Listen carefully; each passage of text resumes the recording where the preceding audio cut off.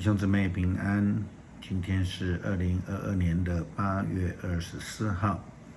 今天的经文是诗篇第10篇，耶利米书第7章27到34节，路加福音第6章第6到11节。今天要跟大家分享的主题是救人。今天我们仍然要一起思想有关安息日的信息。上次我们谈到了耶稣基督的门徒因为肚子饿，在经过麦田的时候，随手抓了麦穗上的麦子来吃，就被法利赛人给批评了，因为那是安息日。耶稣基督以当时候大卫以及他的随从在逃难的时候，因为肚子饿，后来他们进入了圣殿，取了陈设饼吃了，这样的记载来回应法利赛人。耶稣基督也宣告了说，人子是安息日的主。人子是安息日的主，到底是什么意思？到底法利赛人听懂了没有？根据圣经来看，显然是没有听懂，或是他们就故意的不接受。上帝对先知耶利米这样说道：因此耶利米啊，你要向我的子民传达这些话，但是他们不听，你要呼召他们，但是他们不应答，你要指责他们。他们的国家不接受惩戒，不听从我上主他们的上帝，忠信上进，他们连提都不提了。像这样的一个生命态度，在现代的基督徒中也是时常可以发现的。人们总是坚持自己的错误想法，跟以色列人一样的想要用极端的错误行为来对抗上帝的真理。结果呢，就如同我们昨天分享的，基督徒的得胜是因为与上帝有良好而正确的关系，是因为顺服上帝，是因为全心的依靠上帝而得胜，不是以自己的错误方式得罪上帝的方式，去敬拜自己心目中的偶像，激怒上帝，不敬拜上帝而来对抗上帝的。上帝又对先知耶利米说：耶路撒冷人啊，哀悼吧，剃光头发，把它扔掉，到山头上唱挽歌吧，因为我上主抛弃了激怒我的子民。犹大人做了一件可恶的事，他们把我憎恶的偶像放在敬拜我的圣殿里，误入了我的居所。他们在新嫩子谷造了陀斐特祭坛，把自己的儿女焚烧献在上面。我并没有要求他们要献这种祭，连想也没想过。所以有一天，那地方不再叫陀斐特或是新嫩子谷，而要叫屠杀谷，因为坟地不够，人要在陀斐特埋葬尸体，飞鸟和走兽要来吃尸体，没有人可以赶走他们。我要使整块土地死气沉沉，犹大各城镇和耶路撒冷的大街小巷不再有欢笑，也不再有婚宴喜庆的声音。这块土地要荒废，这样的景况是多么的悲惨啊！因为以色列人心里刚硬，耳朵听不见，眼中看不到，拒绝顺服上帝以及上帝仆人的劝告，偏行己路。他们有没有人带领呢？当然是有的。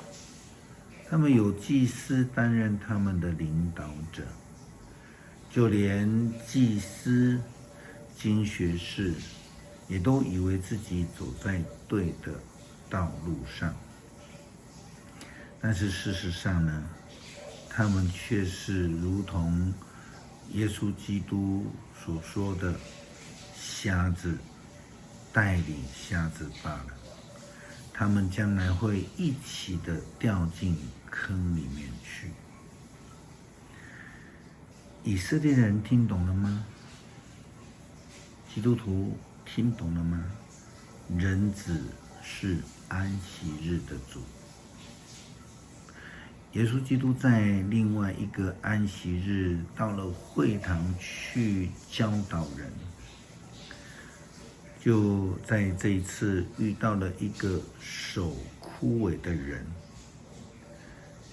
耶稣基督医治了那人，因为他知道法利赛人和经学士想要找他的麻烦，他们想要看看耶稣会不会在安息日医治人，好来控告他。圣经记载了这一段的医治故事。耶稣知道他们的念头，就对他那手枯萎的病人说：“起来，站到前面来。”那个人就站着。于是耶稣就对他们说：“我问你们，关于安息日，我们的法律是怎样规定的？做好事还是做坏事？救命还是害命？”他环视周围所有的人，然后对那个人说：“把手伸直。”那人一伸直，手就复原了。经学士以及法利赛人看到以后就非常的生气。圣经记载说，他们非常的愤怒，彼此商量怎么样对付耶稣。看到这一段的经文，我们好像身临其境，因为仍然在继续发生当中。耶稣和法利赛人，耶稣对他们说，对经学士也这样说，可是他们仍然跟现在的基督徒一样，不明白人子是安息日的主的意思。守安息日的诫命其实是记载在十诫里面。十诫的守安息日之诫命呢，记载在出埃及记第20章第8到第11节。后面说了上帝说了这个守安息日的一个原因。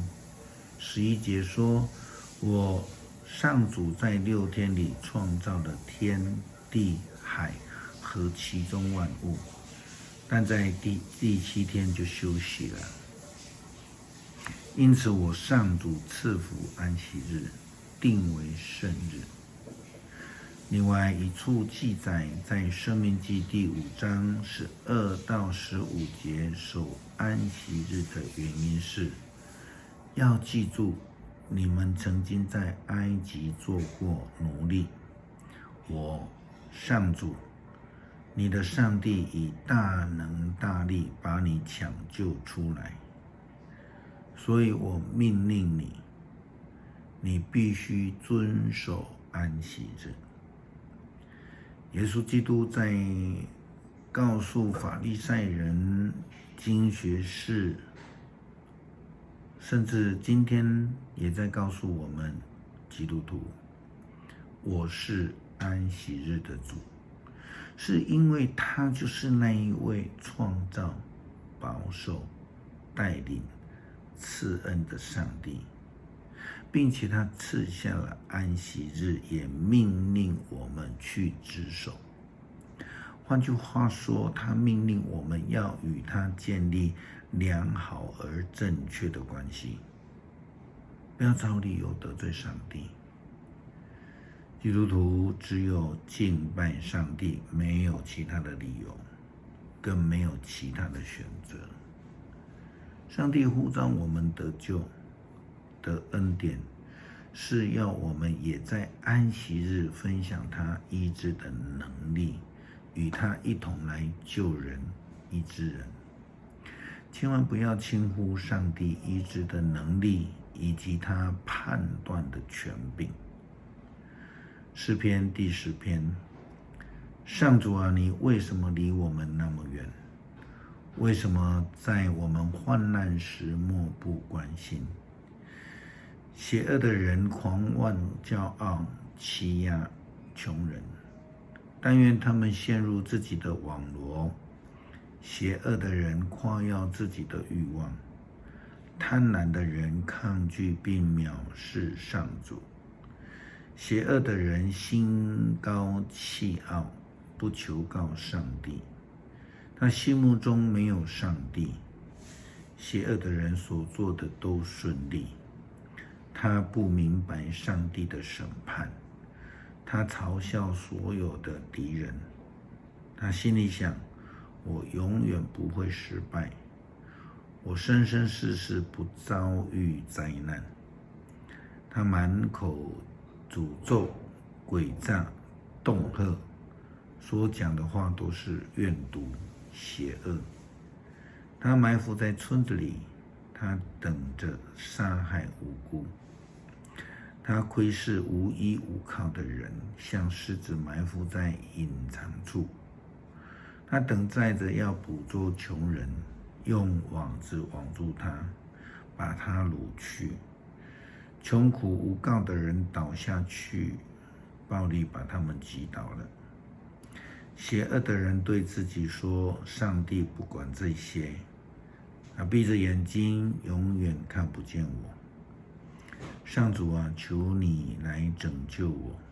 上帝啊，别忘了被欺压的人。邪恶的人怎能藐视上帝？心里说，他不会惩罚我呢。